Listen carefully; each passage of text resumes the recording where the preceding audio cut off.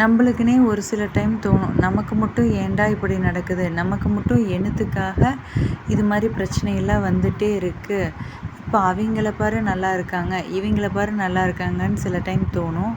ஆனா ஏன் இந்த மாரி பிரச்சனையெல்லாம் கடவுள் குடுக்குறாரு தெரியுமா?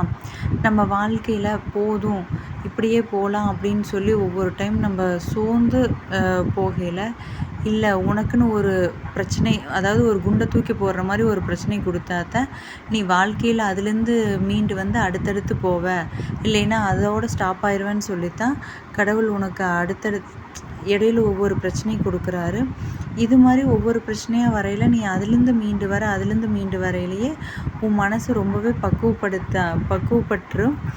இதனால தான் வந்து கடவுள் ஒவ்வொரு டைமும் நம்மளுக்கு ஒவ்வொரு மாரி பிரச்சனைய அந்தந்த டைமில் குடுக்குறாருன்னு நெனைப்பேன். நான் ஃபஸ்ட்லாம் இதுக்காக கோவப்பட்டு கடவுள திட்டிட்டு சில டைம் கோயிலுக்கே போகாத இருப்பேன்.